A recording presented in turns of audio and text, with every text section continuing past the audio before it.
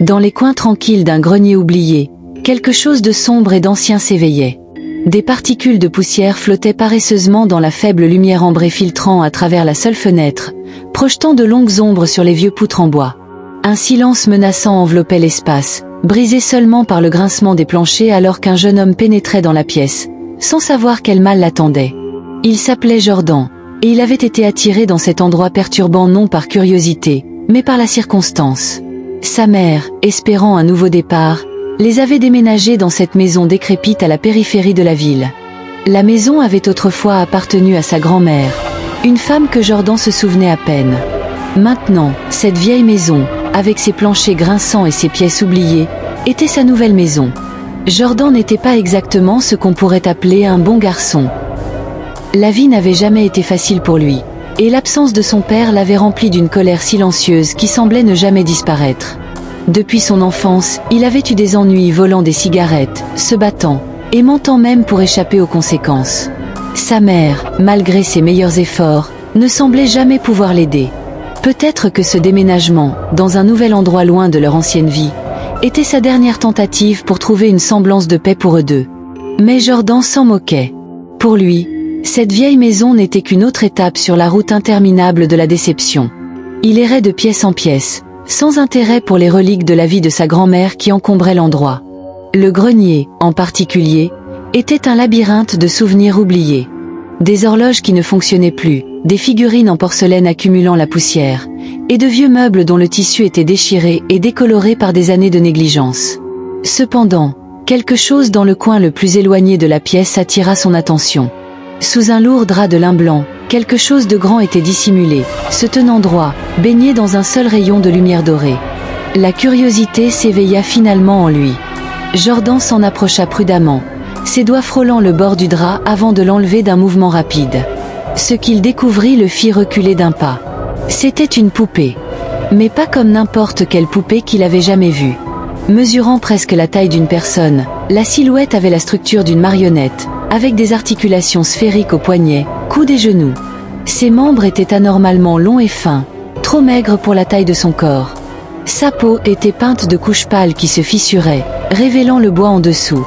Malgré l'état usé de son corps, son visage était une histoire complètement différente. Le visage de la poupée était une vision parfaite de porcelaine. Si vivante, si étrangement belle, on aurait pu la confondre avec le visage d'une vraie femme. Des cheveux noirs et bouclés encadraient ses traits impeccables, tombant sur ses épaules comme les mèches d'une statue de la Renaissance. L'artisanat était impeccable, jusqu'au moindre détail. Ses lèvres entr'ouvertes, ses pommettes délicates, et ce qui était le plus perturbant, ses yeux en verre doré qui fixaient son regard droit devant elle, sans cligner.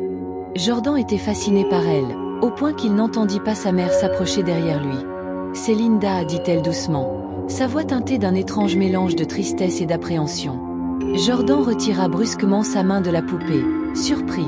« Linda ?»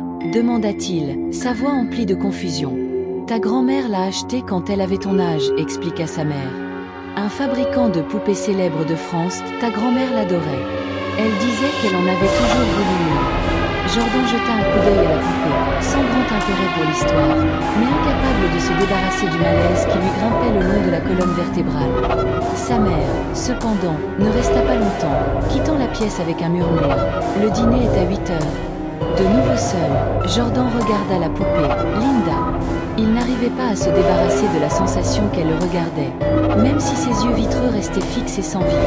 Pendant un instant, un frisson grimpa le long de son dos et, après un dernier regard, il quitta précipitamment le grenier, pressé d'éloigner cette figure perturbante de son esprit. Mais elle ne resta pas hors de son esprit longtemps. Un mois passa, et la vie de Jordan tomba dans une routine monotone. L'école, traîner avec des amis, et parfois aider sa mère avec la maison. Il passait moins de temps à penser à la poupée et plus de temps avec une fille de sa classe, Véronica, qui semblait intéressée par lui. Une nuit, après avoir bu avec des amis, Jordan rentra chez lui, l'esprit embrouillé par l'alcool. Il grimpa par la fenêtre de la cuisine, trop ivre pour se soucier d'utiliser la porte, et monta dans sa chambre.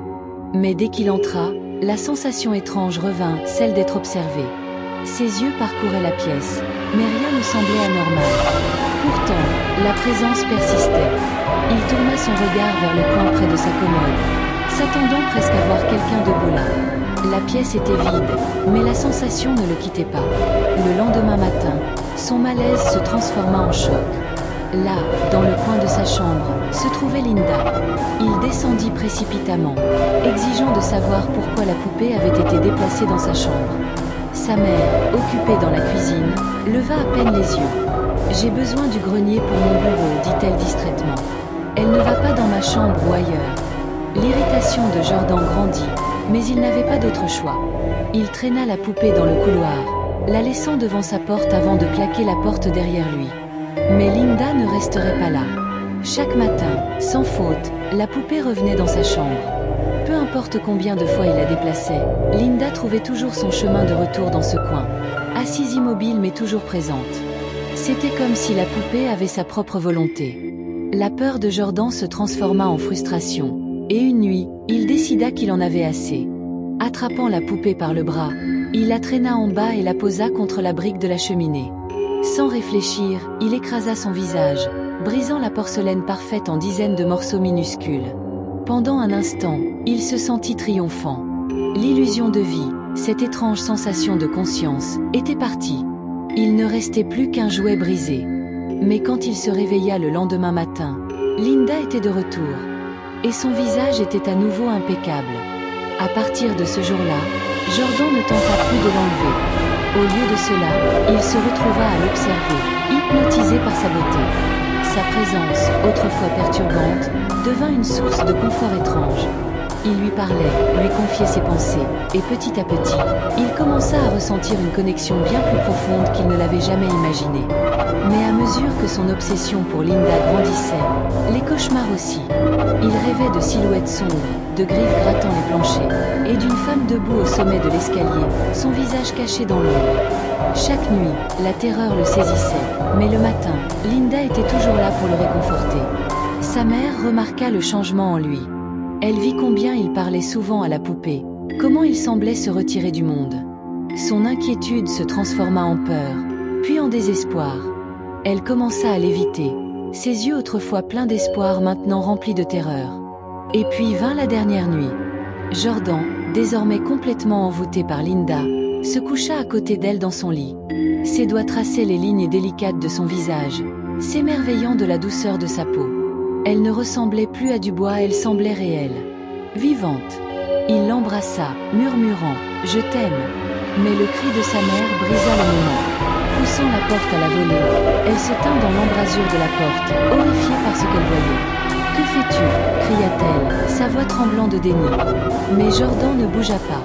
Il se leva, la colère bouillonnant en lui alors qu'il défendait Linda. « Ce n'est pas juste une poupée » cria-t-il. Sa mère, les larmes coulant sur son visage, attrapa une bouteille sur la table du couloir et la lança vers Linda. Et c'est alors que tout changea. La poupée bougea. Le dernier son que Jordan entendit fut celui du cri de sa mère. Un cri qui le hanterait pour le reste de sa vie. Parce qu'à cet instant, il sut que Linda n'était pas juste une poupée. Elle ne l'avait jamais été. En réponse, maman me poussa et lança la bouteille sur Linda. Elle frappa sa tête, la brisant en 1000 morceaux. Son visage délicat en porcelaine, celui que j'avais admiré pendant si longtemps, explosa en fragments. La bouteille tomba au sol, roulant au loin dans le silence tendu qui suivit. Je restais là, figé, regardant les morceaux du visage de Linda se disperser dans la pièce, ses yeux dorés roulant sous le lit. La rage monta en moi comme un feu de forêt. Je me précipitai sur ma mère, la saisissant par les épaules et la secouant violemment. « Que as-tu fait ? Tu l'as ruinée !» criai-je, ma voix tremblant de fureur. Maman sanglotait de plus en plus fort, son corps devenant mou dans mes bras.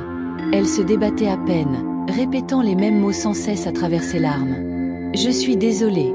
Je devais, elle n'était pas réelle. Je devais te sauver. Je la relâchai, dégoûtée. Je ne voulais pas entendre ses excuses. Mon cœur se brisait, mais pas pour ma mère, pour Linda. Je m'agenouillai à côté du lit, tendant la main pour ramasser les morceaux brisés de la poupée. Mes doigts tremblaient alors que je prenais une des joues en porcelaine. C'était si étrange, si contre nature, de la voir ainsi. Elle avait été parfaite. Elle avait été à moi. Mais alors que je rassemblais les morceaux de Linda, quelque chose de bizarre se produisit. La pièce devint plus sombre, l'air plus froid. J'entendis le vent dehors hurler plus fort qu'auparavant, comme si toute la maison réagissait à la destruction de Linda. Je me figeai, mon corps tendu alors que je sentais une présence dans la pièce, quelque chose de sinistre, quelque chose de puissant. Maman avait cessé de pleurer. Elle était debout maintenant, fixant les morceaux brisés de la poupée avec de grands yeux terrifiés. « Non » murmura-t-elle, reculant lentement. « Ça arrive. »« De quoi tu parles ?» demandai-je, tenant toujours les morceaux brisés de Linda. Mais je n'avais pas besoin qu'elle réponde. Je le sentais. Quelque chose bougeait dans la pièce, quelque chose qui n'était ni moi ni elle. Une rafale de vent souffla à travers la pièce, faisant trembler les rideaux. Je ressentis soudain un poids dans ma poitrine, comme si quelque chose m'écrasait, m'étouffait. Les planchers grinçaient. Je me tournai vers le corps brisé de Linda. Ses articulations, celles qui étaient restées figées pendant des années, se remirent à bouger. Les morceaux brisés de son visage commencèrent à trembler, puis à se reconstruire lentement. Je regardais, incapable de respirer, tandis que les fissures de son visage se refermaient. Sa peau en porcelaine redevenait entière. Ses yeux dorés, ceux qui avaient roulé sous le lit, roulèrent à nouveau en place. Linda était en train de se réparer. « Fuis !» cria ma mère, brisant le silence étrange. Elle se précipita vers la porte, mais avant qu'elle ne puisse l'atteindre, la porte se referma brutalement avec un bruit assourdissant. Je sursautai, effrayé, mon cœur battant à tout rompre. Toute la pièce était vivante maintenant. Les murs géraient, le sol tremblait, et l'air était électrique, comme si quelque chose d'horrible allait se produire. Linda se leva. Elle n'était plus une poupée. Elle était autre chose maintenant, quelque chose de plus grand, de plus puissant. Son visage autrefois parfait, maintenant marqué de petites fissures, se tourna vers moi. Ses yeux dorés brillaient d'une lumière surnaturelle, et ses lèvres parfaites, se séparèrent légèrement dans un sourire tordu. « Jordan !» Sa voix était douce, mais elle résonnait dans ma tête comme un cri. « Tu m'aimes, n'est-ce pas ?» Je ne pouvais pas parler. Je pouvais à peine respirer. Tout ce que je pouvais faire, c'était la regarder, cette chose, cette créature qui avait autrefois été mon obsession, mon amour. Elle fit un pas en avant, ses membres longs et maigres se mouvant avec une grâce inquiétante.